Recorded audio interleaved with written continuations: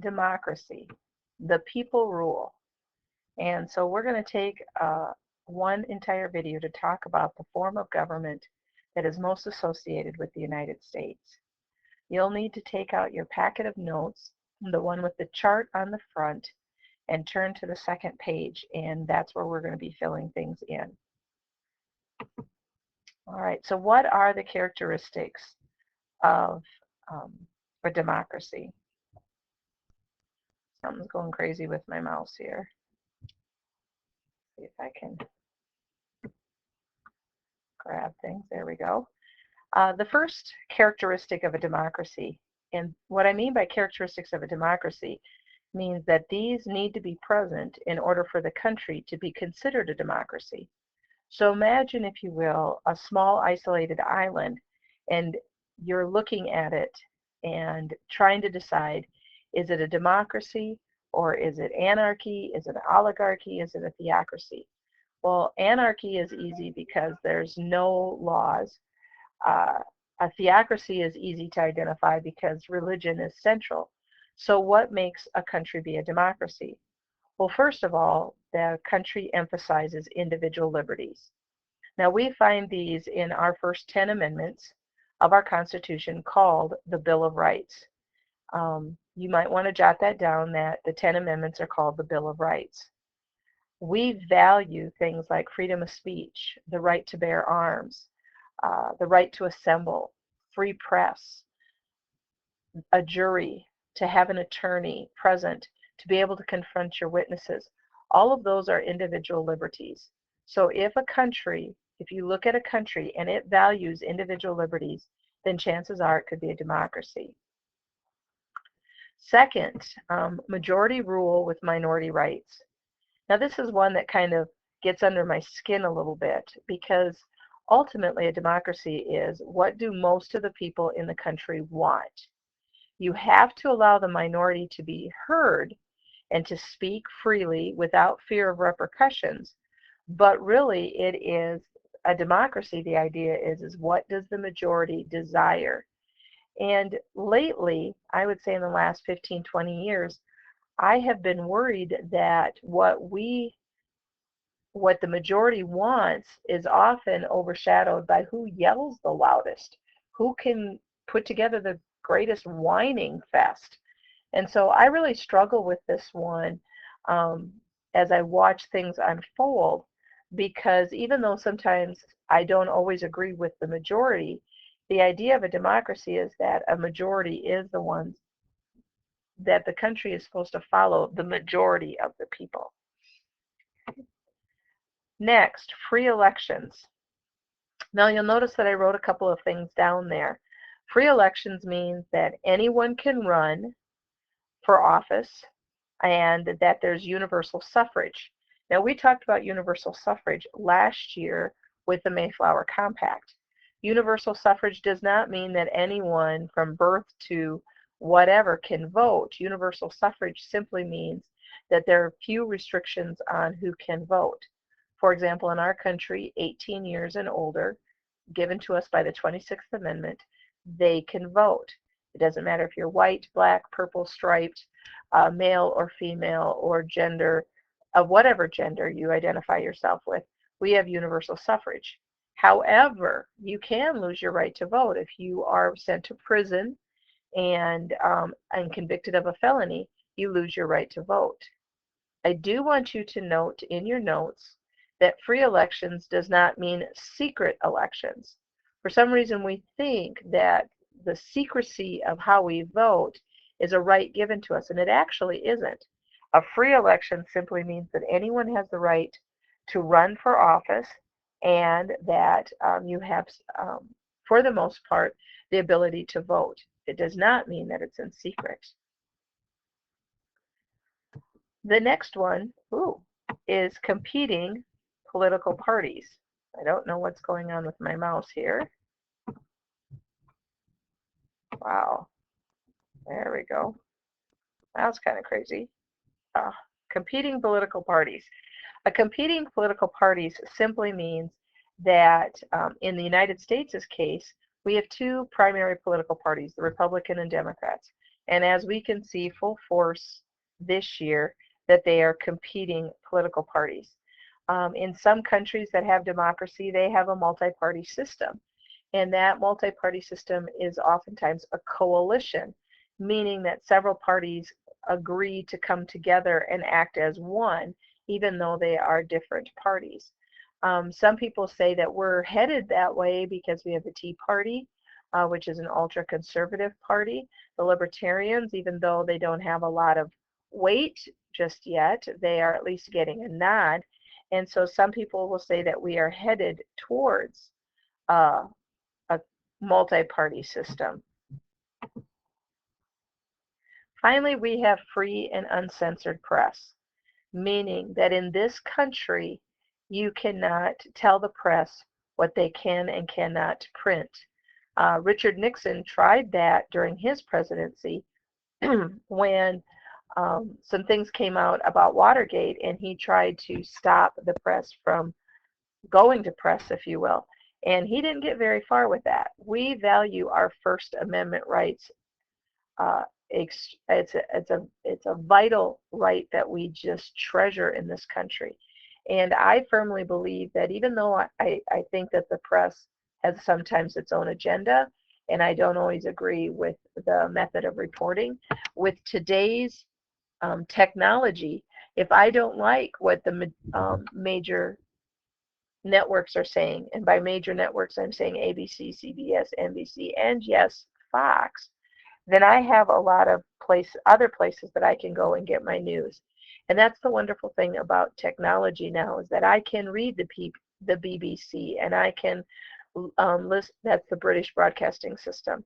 I can go to the NPR, National Public Radio, and I can get my news in other places, and I'm not bound by the major networks. So please excuse the stopping and starting of this. My mouse is doing some really crazy things, and I'm not sure what is causing it, because it was working just fine a few minutes ago before I started making the video. So now we've talked about what characteristics need to exist if you're looking at a country, an island, Great Britain, United States, Canada, and what qualities do they have to be considered a democracy. But what if you're an entirely new country, and you want democracy? What needs to be in place so democracy can bloom? Get it? Flowers, he he he. And so in order for a country to bloom and have democracy, certain things need to exist. For example, you have to have active citizen participation. And by that, it means that you have to allow people to vote, run for office, and that the American people need to stay current on policy and candidates and know what's going on. As soon as our citizens stop participating in the knowledge part of democracy, we are truly in trouble. If people don't know what's going on in the news, we don't we won't be able to stop our politicians from taking power from the people. And remember, democracy is ultimately about the people. Hence the reason why you guys do current events, is to try to create an environment for you to know what's happening in our country. Okay? So let's look at the next one. We have to have a favorable economy. People will choose their dictatorship if their needs are not met. Okay? We want to talk about gross domestic product here.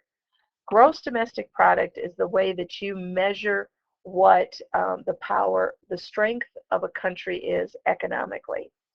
And this is really a really difficult concept for a lot of people, and myself included, to kind of explain.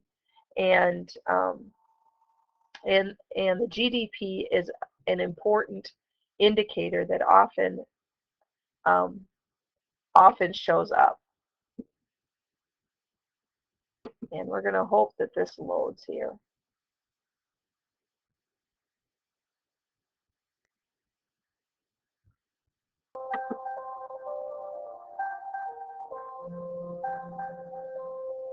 gross domestic product is the total dollar value of all goods an economy produces over a given time, usually expressed as a comparison to the previous quarter or year.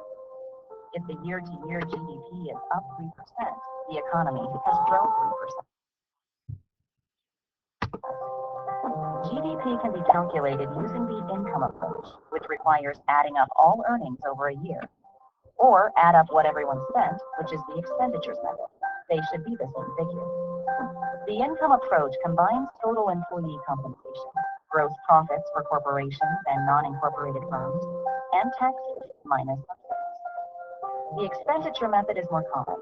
It combines total consumption, investment, government spending, and net exports. GDP is a primary indicator of a country's economic health. A healthy economy typically sees low unemployment and growing wages. But a big change in GDP can have a big impact on stocks, which is why investors worry about GDP growth. A bad economy usually means lower profits for companies, which means lower stock prices.